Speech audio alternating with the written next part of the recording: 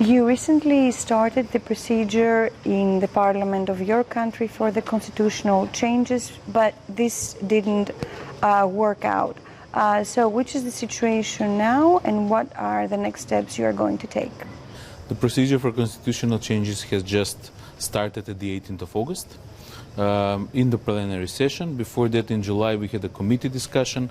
In the plenary session, there was only adoption of the agenda and the discussion on the constitutional amendments. We didn't have the first vote yet, so the procedure is still ongoing, and we plan to organize the first vote for the two-third majority, and we need two-third majority for that, once we reach 80 out of 120 votes in the parliament.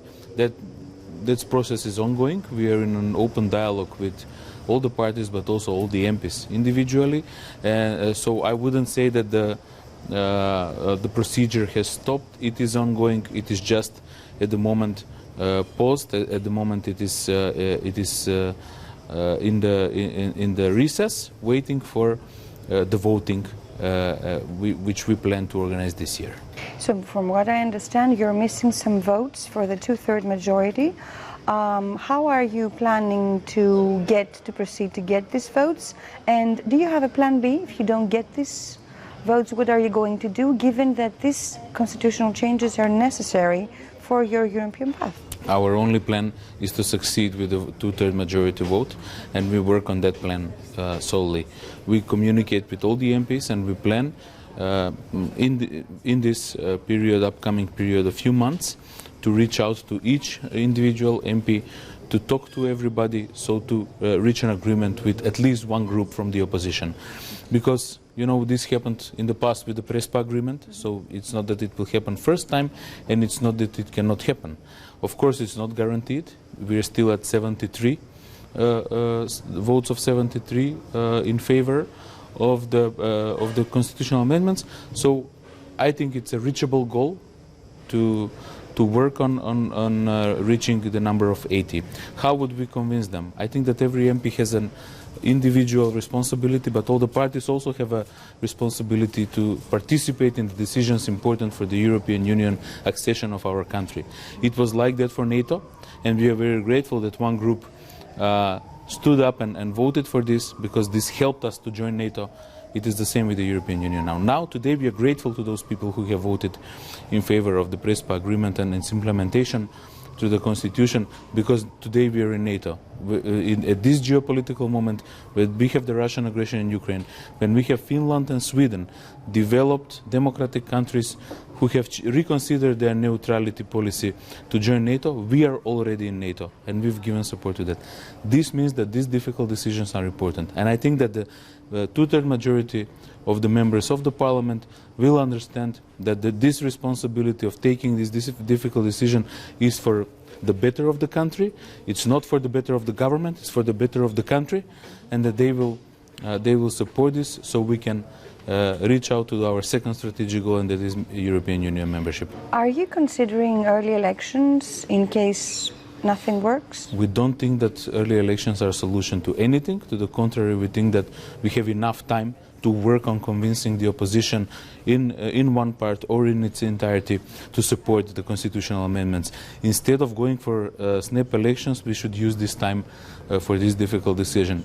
The elections seem to be easy solution for everything for the opposition, but we have a lesson learned from 2008, when we have missed the opportunity to solve the issue with Greece after the veto in NATO. For the NATO membership, we have missed the opportunity for a quick solution, and we have waited for 10 more years to become members of NATO and to solve this issue. And we didn't escape from the solution. So now the lesson learned is that even if we postpone this vote, even if we organize snap elections, it will not bring anything new. It will only be more complicated, because the nationalism might rise on the elections if the opposition decides, and they are already doing it, to abuse the issue of constitutional amendments with Bulgaria. The country also is in the procedure of implementing reforms that are also necessary for your European path to enter the European Union. There is an ongoing screening procedure, from what I understand. How all this is going? It's a very successful process that helps us to present our strengths and our successes, but also to identify our weaknesses and what can we do better and what we must do in order to become member of the European Union. We have finished the screening for most of the clusters. We have 2 more to cover until the end of November. And I can tell you that I'm happy that we hear that in Brussels the screening report for the first cluster fundamentals has been already discussed and accepted. So now we will move further with creation of the 3 roadmaps: rule of law roadmap, functioning of democratic institution roadmap, and public administration reform roadmap, in order to fulfill the opening benchmarks for the first cluster, that is the cluster fundamentals. We are very happy that this screening process helped us a lot. We mobilized the administration, and we have made over 40 presentations per each chapter, with numerous delegations, with many people going there and presenting what we are doing and what we need to do. And we are taking it as a process in which we learn, but we also share what we have done. We don't take it as a process that will show that we are perfect, but it is a process that will show us how to become perfect in the future and how to become a member of the EU.